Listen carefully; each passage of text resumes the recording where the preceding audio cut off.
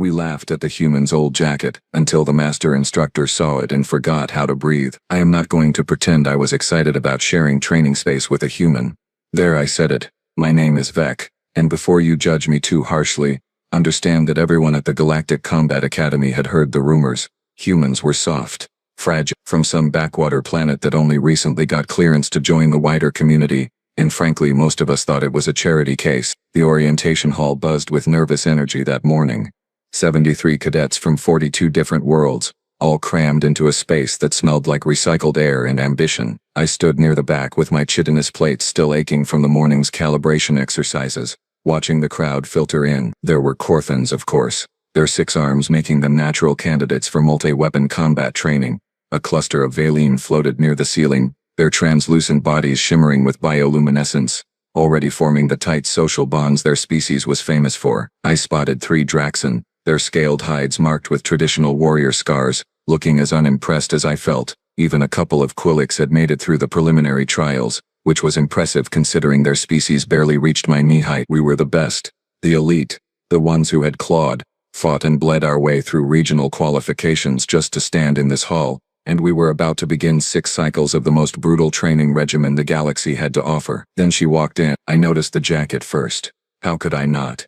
It was ancient by any standard, made from some kind of thick woven material in a mottled green and brown pattern. Primitive camouflage, I realized with a snort, the kind of thing you would need on a planet where your enemies could not see across multiple light spectrums. There were patches sewn onto the shoulders and chest, faded symbols that meant nothing to me. The whole thing looked like it had survived a war, or maybe 3. The human wearing it, Riley Kovacs, according to the registration list I had memorized, walked with her hands shoved into the jacket's pockets.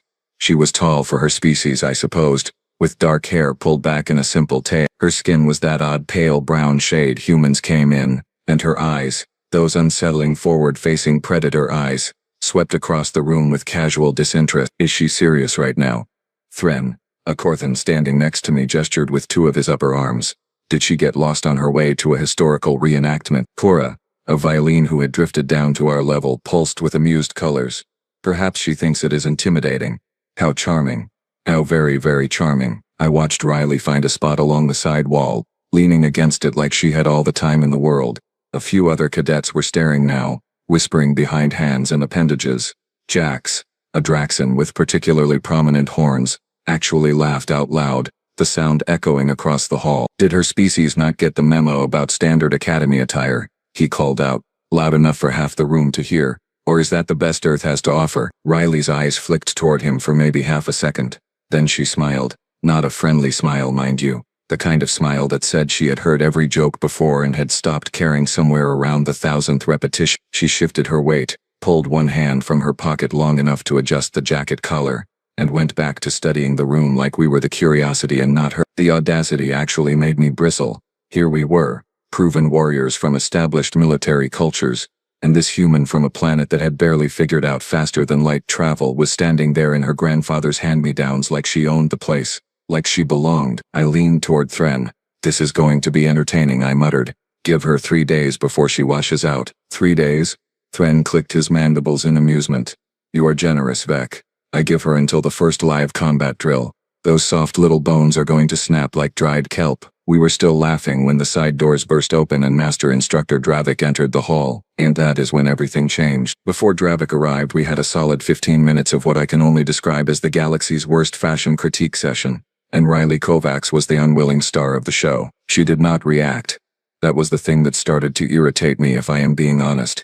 Thren kept making gestures with his multiple arms, mimicking someone stumbling around blind, playing up the whole primitive camouflage angle. Cora drifted closer, her bioluminescent body flickering in patterns that in Valine communication essentially translated to long-form mockery about cultural backwardness.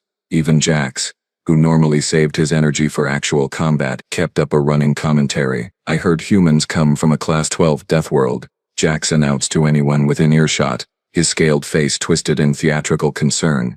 Maybe the jacket is medicinal, like a security blanket for traumatized younglings. It got laughs. Decent ones too. Riley just leaned against that wall, one boot crossed over the other, looking for all the world like she was waiting for a transport that was running late. Her eyes tracked across the room in a slow, methodical pattern, not nervous scanning, Not the wide-eyed panic of someone in over their head. No, this was assessment. Cold, patient, thorough assessment. It made my plates itch. See, here is what everyone knew about humans. They came from Earth, a planet with frankly absurd gravity, ridiculous temperature swings, and enough natural predators to make settlement a nightmare. Their bones were dense but brittle compared to proper species. Their muscle structure was inefficient. They had exactly 2 eyes, could only see a fraction of the useful spectrum, and their auditory range was embarrassingly narrow. No natural armor, no venom, no regeneration capabilities worth mentioning. They were by every measurable standard inadequate for military service. So why was the Academy letting them in? Charity. Had to be. Some diplomatic gesture to make the newcomers feel included in galactic society. Give them a participation medal. Let them wash out with dignity. Send them home with a nice certificate and a story about how they tried their best. I had convinced myself of this. Absolutely convinced myself. Do you think she realizes those patches are upside down? Cora's voice chimed with musical mockery as she floated past. Or is that part of the authentic historical experience? A few cadets nearby snickered. One of the Quillicks, a scrappy little female named Pip, actually scurried closer to get a better look at the jacket, her whiskers twitching with curiosity. It is not upside down, Pip squeaked, her translator struggling with her rapid speech pattern. Look at the stitching. That is deliberate placement. Old military standard, I think. Very old. Old is right, Thren cut in, waving a dismissive arm. Probably held together with prayers and good intentions at this point. I am amazed it survived the trip through decontamination. Through all of this, Riley had not moved, had not spoken. Her expression remained neutral, almost serene, with just the faintest hint of amusement tugging at the corner of her mouth, like she was watching a mildly entertaining show she had seen before, like we were performing for her benefit and she was graciously allowing it. That smile, that tiny knowing smile, it bothered me more than I wanted to admit. Jax must have noticed it too, because he pushed off from his spot and actually walked toward her, all confident swagger and scaled bulk. He was easily twice her mass, and his species had been warrior bred for 17 generations. He stopped about 2 meters away, arms crossed, head tilted in exaggerated curiosity. Tell me, human, he said, his voice dripping with false politeness, is that jacket supposed to frighten us? Because I have to say, the only thing scary about it is the smell. When was the last time your people invented washing machines? Riley's eyes shifted to him. Just her eyes. The rest of her body stayed perfectly relaxed against that wall. She looked at Jax for a long, quiet moment, and I swear the temperature in the room dropped 2 degrees. Then she spoke for the first time, her voice low and completely unbothered. 1797, she said simply. We invented washing machines in 1797, but thanks for your concern about my hygiene, big guy. Real thoughtful of you. Jax blinked, clearly not expecting an actual answer, let alone one delivered with such casual dismissal. A few cadets laughed, though whether they were laughing with Riley or at Jax's confusion I could not tell. Before anyone could respond, the side doors exploded inward with a bang that made half the room flinch. Master Instructor Dravik had arrived, and he looked like he was ready to make us all regret being born. Dravik was not someone you forgot meeting, even if you desperately wanted to. He stood 3 meters tall, a hybrid result of genetic modifications from 4 different species, all of them predatory. His upper body carried the bulk of Draxan musculature, covered in scales that had seen more combat than most of us would in 10 lifetimes. His lower half moved on 6 insectoid legs that clicked against the floor with mechanical precision. 2 sets of arms, one pair massive and clawed, the other smaller and built for fine manipulation. His face was almost veilin in structure, translucent enough that you could see the bone underneath. But his eyes, those eyes were pure Corthan, multifaceted and capable of seeing everything at once. The entire hall went silent. Not the polite quiet of students paying attention, but the absolute breath-holding silence of prey animals realizing a predator had entered their space. Form. Up. His voice was not loud, but it carried like a shockwave, resonating in frequencies that made my internal organs vibrate uncomfortably. You have 10 seconds. We scrambled. 73 cadets moving as one panicked mass toward the center of the hall, forming the traditional academy lines with all the grace of a ship crash. I ended up in the 3rd row, Thren beside me, his multiple arms tucked in tight to avoid accidentally hitting someone. Cora floated directly behind us, her earlier amusement replaced by nervous flickering. Riley pushed off from the wall and walked, not ran, walked to take her place at the end of the 2nd row, still wearing that jacket, still looking completely unimpressed. Dravik's eyes swept across us with the kind of attention that made you aware of every flaw in your posture, every weakness in your stance. His smaller arms clasped behind his back while the larger ones hung loose at his sides, claws flexing slowly. "I am Master Instructor Dravik," he began, his voice dropping into a lower register that somehow made it more terrifying. "For the next 6 cycles I own you. Your sleep, your pain, your victories, your failures, they all belong to me. Some of you will break. Some of you will quit. Some of you, if you are particularly stupid or unlucky, will die. The Galactic Combat Academy does not produce average soldiers. We produce weapons, living, thinking, lethal weapons. If you cannot meet that standard, there is a transport leaving in 40 minutes. I suggest you be on it." Standard speech. I had heard variations of it from a dozen different instructors during qualifications. The words were meant to intimidate, to separate the serious candidates from the tourists. I kept my breathing steady, my posture firm, my focus straight ahead. Dravik began walking down the first line, his legs moving with eerie fluidity. He stopped in front of a Korthan in the front row, leaned down until his face was centimeters away. "Weak stance," he hissed. "Fix it or leave." He moved on, stopped at Evaline, studied her for a long moment, then continued without comment. Down the line, occasionally stopping, occasionally speaking, always radiating that sense of absolute authority. Then he reached the second row, reached Riley, and stopped cold. I watched from my position as Dravik's entire body went rigid. His multifaceted eyes locked onto the jacket, specifically onto the patches on the shoulders. His larger arms, which had been relaxed, suddenly tensed, claws curling inward. His smaller hands moved from behind his back, reaching forward slightly, then stopping as if he had caught himself. The silence stretched. 5 seconds. 10. 15. When Dravik finally spoke, his voice had changed completely. Gone was the authoritative boom, the intimidating growl. What replaced it was something I had never heard from an instructor before. Quiet, careful, almost reverent. "Where?" he said, each word measured and precise. "Did you get that jacket?" Riley met his gaze without flinching. "It belonged to my grandfather, sir." Dravik's breathing changed. I could see it in the way his chest plates expanded and contracted. His eyes never left the patches. "What unit?" The question came out barely above a whisper, but in the dead silence of the hall we all heard it perfectly. Riley's expression did not change, but something in her posture shifted, straightened, became formal in a way that spoke of deep training, deeper tradition. "2nd Battalion, 5th Marines, sir. Earth Forces." He served during the Frontier Wars. Every single one of Dravik's eyes focused on her with laser intensity. His voice, when it came, sounded like it was coming from somewhere far away, somewhere dark and filled with memories. "Show me the unit patch. Left shoulder. Show me now." Riley did not hesitate. She turned slightly, presenting her left shoulder to Dravik, and the instructor leaned in close, his multiple eyes scanning the faded patch with an intensity that made the air feel heavy. The patch itself looked ancient, a circular design with what appeared to be a bird, wings spread, clutching something in its talons. The colors had faded to dull browns and grays, and the edges were frayed from what must have been decades of wear. Below the bird, numbers were stitched in block text. 2, 5 and some symbols I did not recognize. Dravik's larger right hand came up slowly, and for a moment I thought he was going to touch the patch, but his claws stopped centimeters away, hovering like he was afraid it might disintegrate under contact. "Hadrian Station," he said, and his voice carried a weight that made my spine straighten involuntarily.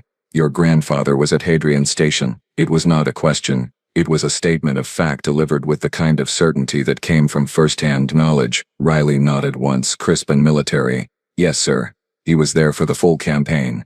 14 months of continuous deployment." Around me, I felt the confusion rippling through the ranks. Thran's antennae were twitching rapidly, a sign of deep bewilderment. Cora had stopped flickering entirely, her body gone dim with uncertainty. Even Jax, who had been so confident with his mockery minutes earlier, looked like someone had just spoken a language he did not understand. I knew the name Hadrian Station, barely. It had come up in a galactic history elective I took 3 cycles ago, mentioned in passing as one of the early conflicts during humanity's expansion period. A border dispute, I thought. Some mining facility. Nothing significant enough to warrant more than a paragraph in the textbooks. Apparently I was wrong. Dravik straightened to his full height, his eyes still locked on Riley. 14 months, he repeated slowly.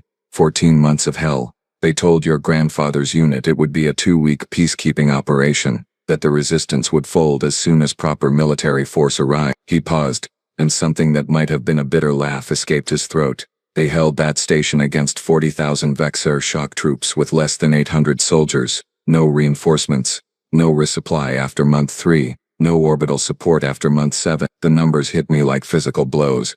800 against 40,000? That was not a battle. That was a massacre. Or it should have been. Sir. Riley's voice remained steady, but I caught something in her eyes now. Pride maybe. Or pain. He did not like talking about it much. But he kept the jacket. Said it was important to remember. Dravik's smaller hands moved to touch his own chest, right where his heart would be if his anatomy worked like most Ceases. I was there, he said, and the hall felt like all the oxygen had been sucked out of it. I was a junior tactical officer with the relief force. We arrived on day 417, expecting to recover bodies and wreckage, expected to find nothing but corpses and Vexar flags. He turned slightly, addressing the entire assembly now, though his eyes kept drifting back to Riley's jacket like he could not help himself. We found your grandfather's unit still fighting, still holding the Central Command complex. They had lost 632 soldiers by that point. They were down to makeshift weapons, eating ration paste that had expired 8 months prior, treating wounds with sterilized dirt because they had run out of medical supplies. His voice grew harder, sharper, and they were winning. I heard someone behind me inhale sharply. Might have been Pip. Might have been me. The Vexar had orbital superiority. Dravik continued, his smaller hands gesturing now, painting the picture. They had armor, artillery, chemical weapons, every possible advantage, and these humans, these soft, fragile, supposedly weak humans from their backwater death world, they held a station that military analysts said could not be defended for more than 72 hours. They held it for 14 months. He looked back at Riley, and I saw something in his expression I never thought I would see from Dravik. Respect. Not the kind you give a promising student or a competent soldier, the kind you reserve for someone who has walked through fire and came out the other side still standing. Your grandfather, he said quietly, was Sergeant Dominic Kovacs. 2nd Platoon, Charlie Company. He pulled me out of a collapsed tunnel on day 419. I was trapped under rubble for 6 hours. Vexar patrol passed 3 meters from my position. He came back alone at night under active bombardment and dug me out with his bare hands because the excavation equipment had been destroyed. Riley's jaw tightened almost imperceptibly. He never mentioned that, sir. He never mentioned names, just said he did his job and came home. Dravik made a sound that might have been a laugh or a sob. I could not tell which.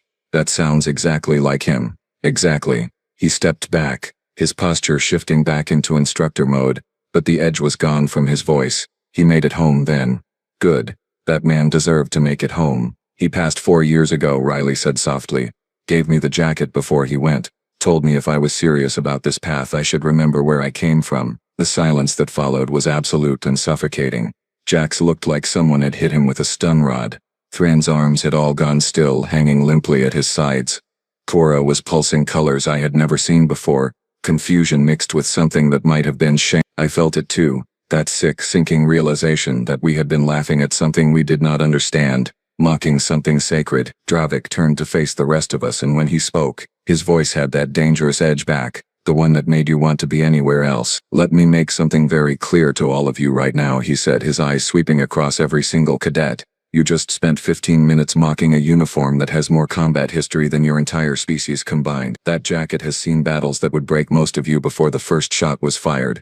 It represents a heritage of warriors who held impossible lines, who fought when every tactical analysis said they should surrender, who redefined what this galaxy considers possible. He let that sink in for a moment before continuing. So if any of you, any single one of you, has something else funny to say about primitive Earth fashion or Death World or security blankets, say it now. Step forward and share your thoughts.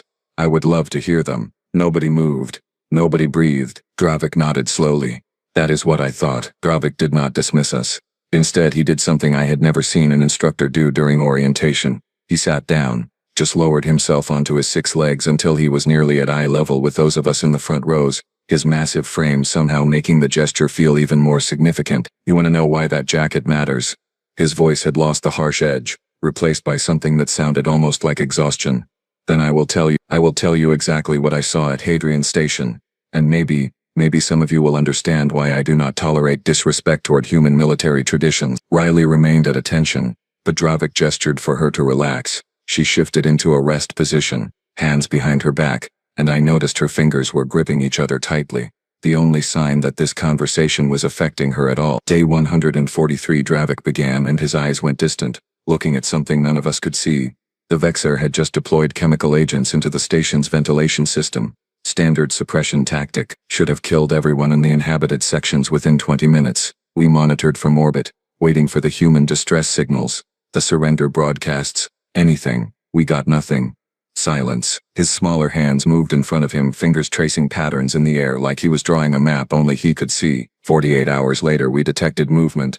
Human soldiers wearing improvised gas masks made from filter units and storage containers, still conducting patrols, still holding their positions. The chemical agent that was supposed to kill them in 20 minutes, they had adapted to it in 2 days. Not through technology, not through superior equipment, through sheer biological stubbornness. Thren made a small clicking sound of disbelief beside me. I did not blame him. That kind of adaptation was not possible. It went against every principle of toxicology and biology I had ever learned. Dravik heard it. His eyes snapped to Thren with predatory precision. You think I am exaggerating? You think I am telling stories to make a point? He leaned forward, and his voice dropped to something dangerous. I have the medical reports. I have the biological analysis. Human bodies started producing antibodies at a rate that our scientists still cannot fully explain. Their immune systems went into overdrive. Their metabolism shifted. Their very cellular structure adapted because the alternative was death. And humans, I learned very quickly, do not accept death as an option when there is still fighting to be done. He turned his attention back to the wider group, his voice rising again. Day 206. Vexar Armored Division breached the eastern wall. 17 heavy assault mechs, each one carrying enough firepower to level a city block. The human defenders in that section had 6 functional anti-armor weapons left. 6. The tactical computers gave them a 0% chance of survival, recommended immediate retreat to secondary positions. A pause. Long enough that I started to wonder if he had forgotten what came next. Sergeant Kovacs and his platoon did not retreat. They rigged the eastern corridor with every explosive device they could manufacture from station supplies. Then they drew the mechs in deep, past the point of no return, and brought down 8 levels of reinforced structure on top of them, collapsed the entire eastern quarter, buried all 17 mechs and their crews under 10,000 tons of debris. Cora's voice chimed softly, almost fearfully. How many humans survived the collapse? Dravik's expression became something terrible to witness. 12 out of 43. Sergeant Kovacs was one of them. Pulled himself out of the rubble with a shattered leg, 3 broken ribs and a concussion that should have left him unconscious. He was back on active duty 6 hours later, walking on a splinted leg because they could not spare anyone for recovery time. I felt something cold settling in my stomach. This was not military heroics. This was not brave sacrifice. This was something else entirely. Something that made courage look like a starting point rather than a destination. Day 312. Dravik continued. And I realized he was not going to stop until he had painted the entire picture for us. Food supplies had been gone for weeks. The humans were eating things that would kill most species. Algae scraped from water recyclers, synthetic lubricants processed through makeshift filters. One of my analysts ran the numbers, calculated their caloric intake, and concluded they should all be dead from malnutrition. They were not. They were still fighting at full capacity. His larger arms gestured broadly. Do you know what a human body does when it runs out of food? It cannibalizes itself, burns fat, then muscle, then starts breaking down organ tissue. Any sane species would surrender before reaching that point. But these humans kept a combat rotation going, kept training exercises running, kept mission readiness at acceptable levels while their bodies were literally consuming themselves to stay alive. Jax, who had been so confident earlier, spoke up with a voice that sounded hollow. Why? Why not surrender? Why not accept honorable defeat? Dravik turned to look at him, and I saw something in the instructor's expression that made my blood run cold. It was not anger. It was not contempt. It was pity, because humans do not have a concept of honorable defeat, not when they decide something matters, not when they draw a line and say this far and no further. Surrender is a tactical option for most species, a logical conclusion when victory becomes impossible. For humans, for these humans, surrender was never on the table. It was not even a thought. They had decided Hadrian Station would not fall, and so it did not fall. Reality itself had to bend to accommodate their refusal to quit. He stood then, rising to his full height, and his voice filled the hall with undeniable authority. That jacket Riley wears represents every soldier who stood on that station, every human who looked at impossible odds and laughed, every warrior who redefined what we thought biological limits meant. The 2nd Battalion, 5th Marines earned a reputation that still makes veteran commanders reconsider their understanding of human capability. Dravik walked back to Riley, standing before her with something approaching ceremony. Your grandfather saved my life, Cadet Kovacs.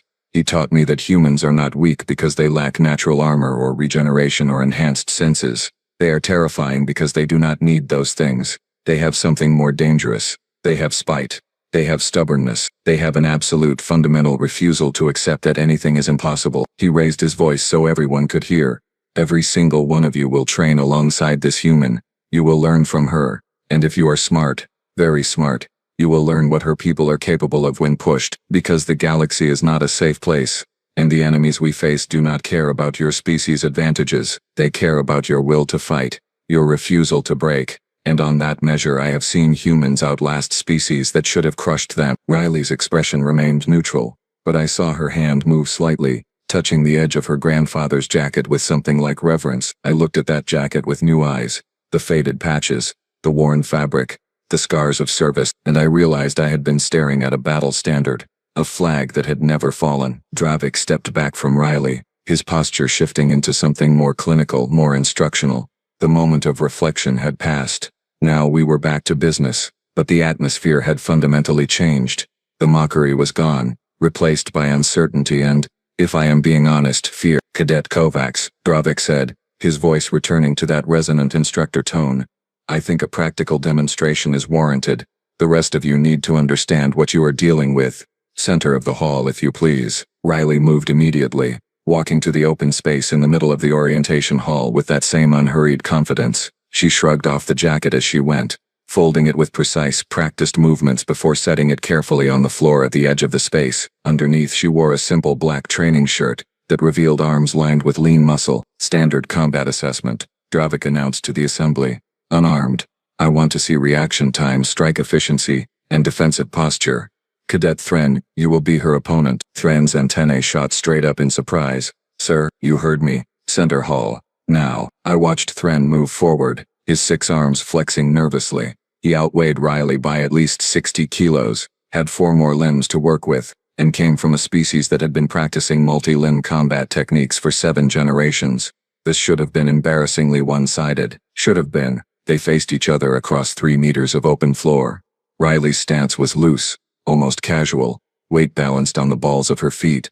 Her hands hung at her sides, not even raised into a guard position. She looked like someone waiting for a transport, not someone about to engage in combat. Thren, to his credit, took a proper defensive posture. 4 arms up, 2 back, legs spread for stability. He had at least 40 centimeters of reach advantage. Every tactical consideration favored him. Begin, Dravik said simply. Thren moved first, which was smart. He came in with 2 probing jabs from his upper arms, testing Riley's reaction time, keeping his lower arms ready to grapple if she closed distance. Standard Korthan opening. Safe, controlled, professional. Riley was not there. I mean that literally. One moment she was standing in front of Thren, the next she had shifted 45 degrees to his left inside his guard, and her elbow was pressed against his primary nerve cluster with enough precision that Thren's entire left side went limp. The whole thing took maybe 1.5 seconds. Thren stumbled, his balance compromised by the sudden loss of function in 2 of his arms. He tried to pivot, bring his right arms into play, but Riley had already moved again. She dropped low, swept his forward leg, and used his own momentum to send him crashing to the floor. Before he could recover, she had one knee on his thorax, and her hand positioned at his throat in what was very clearly a killing position. Then she stood up, backed away, and offered Thren a hand to help him rise. The hall was silent except for Thren's heavy breathing. He stared at Riley like she had just materialized out of empty space. What? Jack said from somewhere behind me, his voice strangled. What was that? Dravik moved to the center, gesturing for both cadets to stand at ease. That was a human trained in their military combat systems from childhood. Cadet Kovacs. How long have you been studying hand-to-hand combat? Since I was 6 years old, sir. Riley answered, her breathing barely elevated. My grandfather started teaching me the basics. Formal military training began at 14. 14. Cora's voice chimed with disbelief. Your species allows children into military training. Riley's expression did not change. Not officially. But military families teach their kids. Tradition. My grandfather said if I wanted to follow this path I needed to understand the cost, the commitment, the discipline. Dravik nodded slowly. Human military culture is generational. It runs in bloodlines. They do not wait until adulthood to begin conditioning. By the time a human reaches academy age, They have often logged more practical combat hours than most species manage in their first 2 years of formal training. He turned to address all of us, his voice taking on a lecturing quality. What you just witnessed was not random. Cadet Kovacs identified Thrin's species-specific vulnerabilities in the first half-second of engagement. She exploited his reliance on upper limb dominance, targeted his neural structure with surgical precision, and ended the confrontation before Thrin could bring his numerical advantage into play. That is not luck. That is training. Deep, comprehensive, brutal training. Thrin had recovered enough function to speak. She hit a nerve cluster I did not even know I had exposed. Because you have never fought a human before, Dravik said bluntly. Humans study. They analyze. They catalog weaknesses. Your species has been in the galactic community for 800 years. Humans have been here for 30. In that time they have compiled tactical databases on every known sapient species' physiology, psychology, and combat doctrine. They approach warfare like they approach everything else, with obsessive attention to detail and absolute refusal to accept limitations. He gestured back toward Riley. Cadet Kovacs, how many species-specific combat profiles have you studied? 47, sir. All species currently represented in the Academy program. 47. She had studied 47 different species before even arriving at the Academy. I had studied 3. My own, and the 2 most common alliance partners. 3. Peep. The small Quillic spoke up from the front row, her voice squeaking slightly. But she is still human, still fragile. If Thrin had landed a solid hit, would that not have ended it? Riley turned to look at Pip, and for the first time I saw her smile. Not the dismissive smile from earlier. This one had teeth. Want to find out? She asked, and the offer sounded completely genuine. Pip shrank back, whiskers flattening against her face. Dravik made a sound that might have been approval. Humans build their combat doctrine around a simple reality. They are going to get hurt. Injuries are not a possibility. They are a certainty. So they train to fight through pain, through damage, through conditions that would incapacitate most species. They do not avoid getting hit. They accept it as part of the process and continue fighting anyway. He walked over to where Riley's jacket lay folded on the floor, picked it up with his smaller hands, and held it up for everyone to see. This jacket survived 14 months of continuous combat. The human wearing it survived the same. That should tell you everything you need to know about what happens when you underestimate Earth's warriors. He handed the jacket back to Riley, who took it with a nod of respect and shrugged it back on. The faded patches, the worn fabric, the history sewn into every thread. It did not look primitive anymore. It looked exactly like what it was, a warning. I glanced at Thrin, who was still rubbing feeling back into his left arms. His expression was not anger or embarrassment. It was calculation. He was reassessing, just like I was. Just like everyone in the hall was. Riley Kovacs was not here on charity. She was not a diversity pick. She was not filling a quota. She was here because she had earned it just like the rest of us. Maybe more. Dravik dismissed us 20 minutes later. After running through standard academy protocols and logistical information that I barely registered, my mind was still replaying that demonstration. Watching Riley move with speed and precision that should not have been possible for someone from a species we had written off as inferior. We filed out of the orientation hall in subdued clusters, none of the earlier bravado remaining. Thrin walked beside me, flexing his left arms repeatedly to work out the lingering numbness. I did not see her move, he admitted quietly, his voice lacking its usual confidence. I saw the initial position and then I was on the ground. Everything in between is just a blur. I saw it. Cora chimed from above us, her bioluminescence pulsing with agitated patterns. Barely. She moved like a Valine in combat mode, but she does not have our neurology. She should not be capable of that reaction speed. Jax caught up to us as we entered the corridor leading to the dormitory wings. The Draxon looked like someone had fundamentally reorganized his understanding of reality. Did you hear what Dravik said? 14 months. 800 soldiers against 40,000. Those numbers are insane. Those numbers are historical fact. Pip squeaked, scurrying alongside us on her short legs. I looked it up during dismissal.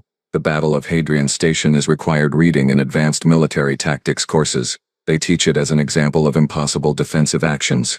Humans held that station through 17 major assaults, 43 bombardments, and sustained siege conditions that killed 3 separate Vexar commanders who could not break them. I stopped walking. Why did we not know this? Why is this not common knowledge? Pip's whiskers twitched. Because humans do not talk about it much. They have so many conflicts like that in their history that Hadrian Station is just one entry in a very long list. For them it is Tuesday. For everyone else it is the kind of battle that gets studied for centuries. That hit me harder than I expected.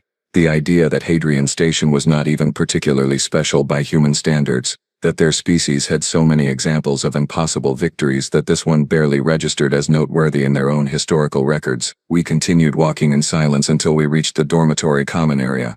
Riley was already there, sitting in one of the corner chairs with a datapad, reviewing what looked like academy course materials. She had the jacket draped over the back of her chair, those faded patches visible to anyone who walked past. No one was laughing now. No one was making jokes about primitive fashion or death world or trauma responses. Thren hesitated, then walked over to her. I followed, partly out of curiosity, partly because I felt like I owed her something. An apology, maybe. Recognition, definitely. Riley looked up as we approached, her expression neutral and patient. Cadet Kovacs, Thren began, and I heard the formal respect in his tone. I wanted to say that you are a skilled fighter. That demonstration was enlightening. Riley's mouth quirked slightly. You telegraphed your first jab with your shoulder rotation. Fix that, and you will be much harder to read. Your species has a natural advantage with multiple limbs. Use it better. She said it without condescension, just straightforward tactical advice. Thren's antennae perked up, and he actually looked pleased by the criticism. I will work on that, thank you. He paused, then gestured at the jacket. Your grandfather, he sounds like he was an exceptional soldier. He was, Riley said simply. He was also kind, patient, and believed everyone deserved a fair chance to prove themselves. She let that hang in the air for a moment before adding, he would have liked you all, once you got past the initial assumptions. That stung. But it was fair. We had judged her based on species stereotypes and outdated information. We had assumed weakness where there was strength, fragility where there was resilience. I found my voice finally. I am Vec. I think we owe you an apology. The things we said earlier, the mockery, it was ignorant and disrespectful. Riley studied me for a moment, then shrugged. You were not the first, and you will not be the last. Humans are used to being underestimated. Sometimes we even prefer it. Makes it easier when we need to exceed expectations. Cora drifted down to our level. That jacket truly has significant history. Drevik seemed deeply affected by it. It does, Riley confirmed. My grandfather always said that gear tells a story. Every patch, every stain, every repair. This jacket saw things most people could not imagine. It earned its scars. He wore it through hell and brought it home. Now I wear it to remember what he taught me. That courage is not about being fearless. It is about being terrified and doing the job anyway. Jax, who had been hanging back, finally stepped forward. When you offered to let Pip test your fragility, were you serious? Would you actually fight while knowing you would get hurt? Riley's smile returned. That one with teeth. Getting hurt is part of learning what you can endure. My grandfather used to say that pain is just information. It tells you where your limits are so you can figure out how to push past them. So yes, I was serious. I am always serious about training. I realized then what we were looking at. Riley was not just a cadet. She was the product of a military tradition that spanned generations, refined through countless conflicts, built on principles that prioritized effectiveness over comfort. She carried her grandfather's legacy not just in the jacket she wore but in every movement, every decision, every measured response. Dravik's final words from the orientation echoed in my mind. Respect all warriors regardless of origin.